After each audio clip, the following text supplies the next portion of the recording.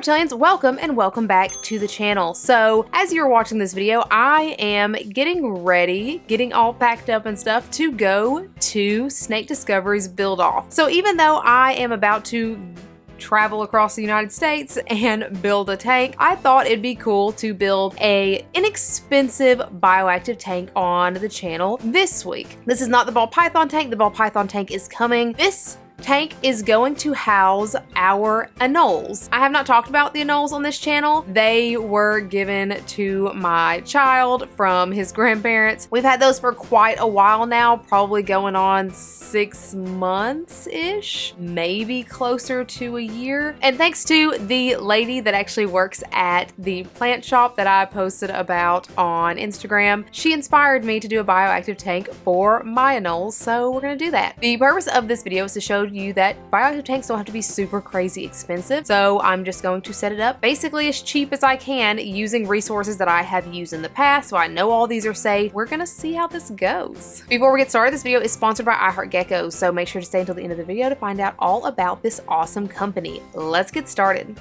So for this build, we are using this old iHeartGeckos tank that I have. If you've been watching my channel for a while, you probably recognize this tank. I've used it for my crested gecko, and then we converted it into a side opening tank for my crocodile skink Cersei, and now we are converting it back to a front opening tank with places for light fixtures on the top for the anole. We used just a Dremel tool to cut the top off of this, and I am going to use this wire screen to go over the top. This is meant for outside, so hopefully it withstands all of this, but this screen was very inexpensive at less than $10. To do this, I just used wire cutters. I draped it over the top, bent it to where it needed to be, used wire cutters, and then I actually just took silicone to go around each of these openings to make sure that no lizards can crawl up and escape out of these opening holes. And just by folding the sides of the fence around the sides, it holds everything in place. Ignore my bottles of chocolate syrup that were used to hold everything in place until the silicone dried, but you just need some kind of weight to weigh everything down for that. It definitely is not the prettiest option, but it works, so this is what we're going with. And for an inexpensive background, I bought this cocoa core sheet from Home Depot. It's actually in the garden section. It's what you use to line hanging pots with. And I just siliconed this into place. Just cut it down. Super easy to cut down. It's just cocoa core, and siliconed it into place. This is going to give them a climbing surface so that the back isn't just smooth, and it also makes the whole thing look better. I did not end up taking out what used to be the crocodile skink's pond over there on the right hand side, because I thought it'd be a really cool place for the feeding ledge to go, and we're just going to kind of cover it up a little bit. Also, I did not want to go through having to scrape all of that silicone off, so we're just going to make use of what we have. For the drainage layer, again, we are going super inexpensive. I'm actually just using rocks that came from outside of my house. These can be purchased very inexpensively from local rock places or from craft sections of Walmart, from the Dollar Tree, Hobby Lobby, Home Depot, and Lowe's will sell big bags of this in the landscaping area. The drainage layer is just going to make sure that the water isn't sitting on the roots of the plants and causing root rot. It just makes sure that everything is draining. It also is going to prevent things like mold and mildew from happening, because the soil is going to get air, and this is just the most expensive way to do that. And as for the mesh screen that's going to separate the soil from the drainage layer, the thing that's going to keep the soil from getting down into it and rendering the drainage layer useless, we're just using this mesh screen that I got from Walmart for $6. This is a very large roll, so you can use it in multiple tanks if you want to. I've used this in so many different tanks just because it is so inexpensive and it works. It does exactly what it needs to do. This idea 100% came from Serba Design because he has used this before he started doing his egg crate thing. We are just cutting it to size, cutting it to fit down there in the bottom of this tank. Next comes the soil. For the substrate for this tank, we are going with Scott's Topsoil. This soil doesn't have any kind of fertilizers, no manures, no pesticides. I have also used this multiple times in multiple bioactive tanks and it always works fantastically. This is kind of a favorite of many people who build bioactive tanks just because it's very inexpensive and it doesn't contain anything harmful. This bag was $2 and I think 37 cents for this giant bag, and I used about half of it in this build. I also did end up mixing it with some cocoa fiber. Cocoa fiber is also about $2 or $3 for a giant brick, and I used about half of a brick.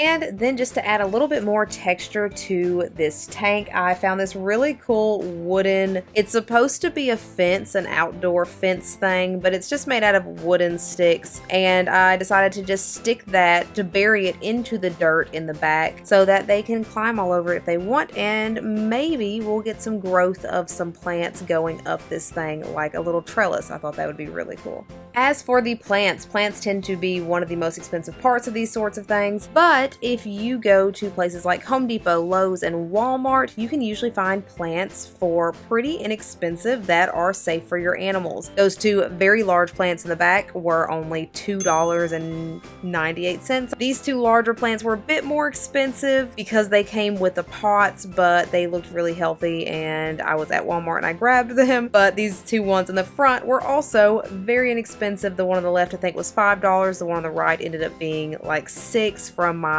local plant shop. But the thing is, if you get plants from big stores like Home Depot, Lowe's, Walmart, you have no idea what is on these. You don't know if there's pesticides on them. You don't know if there is fertilizer in the containers. Usually there is. So you just need to make sure to clean them very well. Plants also can have little bugs on them, like spider mites or mealy bugs, anything like that that you don't want into your tank. So we're going to pull them out of the pot and get all of the soil out of the roots. This is going to be kind of shocking for these plants. Plants do not like when you do this, so they may look a little droopy the first couple days that they are in that tank, but they will perk back up once they root into that soil. You then want to clean the tops really well, then you are good to use those in your tank. For the wood, I am using wood that I had got from my local river forever ago. It's already been sanitized. My favorite sanitization methods are baking them in the oven if they are small enough, or using a bleach water solution with a tiny amount of bleach and making sure to soak them and get all the bleach out. You can also boil them again if they are small enough, just to make sure that you are not introducing any kind of unwanted pests into this tank. Then we are simply planting the plants. These very large plants that I told you I spent less than $3 for, they were a bit too big. I know these plants do good in bioactive tanks because Dexter has one of these that is overgrowing his tank that I have to trim, but this one is way too big, so we're just going to trim that excess off of these. And I put the creeping fig in the very back, so maybe it'll grow up the trellis. Probably not. It's probably not going to get enough sunlight back there, but we're just going to try. As I say in all of my bioactive videos, I'm not good at plants. I am good at house plants, but when it comes to plants being in tanks, I tend to not do great at them. So we are just doing our best and planting them where we feel like they will do well.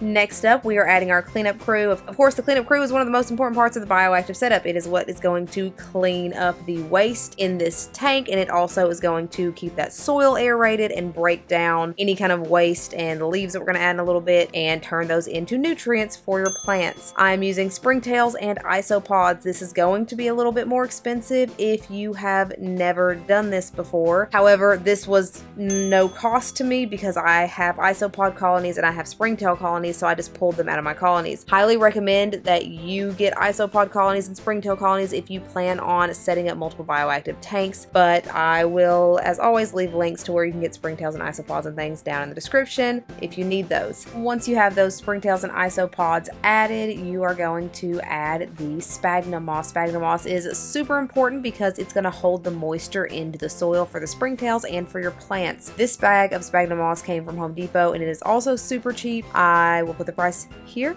It is a lot cheaper than buying the sphagnum moss that is available in pet stores, and you get a whole lot more of it. You're also, on top of the sphagnum moss, going to add leaf litter. Leaf litter is also very important. It is going to be the main food source for your isopods. Isopods eat dead and decaying plant life and wood, so they are going to need to eat that to turn it into nutrients for your plants. And then for a couple final touches, I am adding a mushroom feeding ledge up into that crevice up there in the corner. This is one of our mushroom feeding ledges from our shop from the Oops box. It had a minor defect in the back of it. This ledge is used just to keep little mealworms in there. I like to keep little mealworms in the tank basically all the time, just so that the Anole always has access to some sort of food. But this is it. This is the final tank all set up and everything. I did go back and add a little bit of sheet moss under that mushroom ledge just to make it look more natural.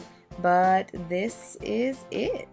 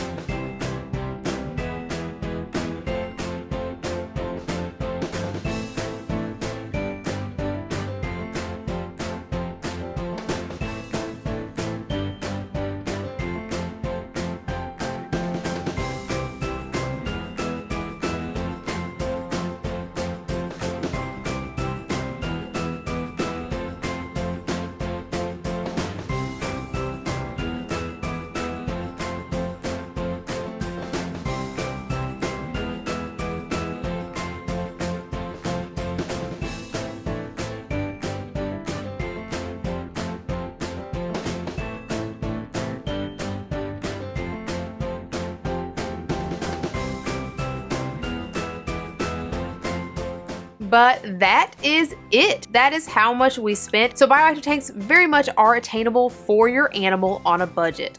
As I said at the beginning of this video is sponsored by iHeartGeckos. iHeartGeckos is such an awesome company. They make that tank that we just used in this whole setup, even though I have upcycled that tank so many times for different animals now. It's an old model, they don't sell it anymore. But they also make conversion kits for tanks, which is so awesome. It allows you to take any tank that you might have laying around and turn it into a front opening tank for your animal. These are really good for reptiles because, number one, it's a front opening tank. They're not gonna have that extra stress of being reached down at. And number two, they offer amazing ventilation for the tanks. I have a bioactive tank set up in a tank with a front opening conversion kit, and it's doing fantastically. I, again, have that tank set up. It's been set up for well over a year now. I've never had to re-silicone it. There are no scratches on it. It's still super clear. I know some plastics and acrylics and things tend to yellow over time. It is still crystal clear. I cannot vouch for this company and for these conversion kits enough. Make sure if you do order one of these kits, you put Else Reptiles in the How Did You Hear About Us box, so that way they know that you guys are coming from here. Thank you so much to iHeartGeckos for sponsoring this video.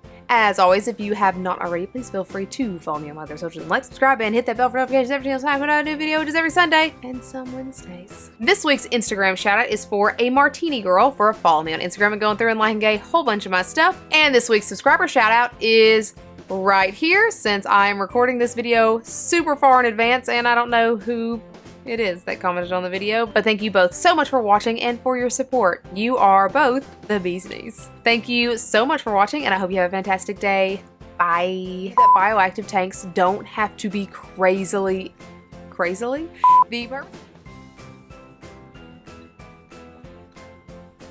but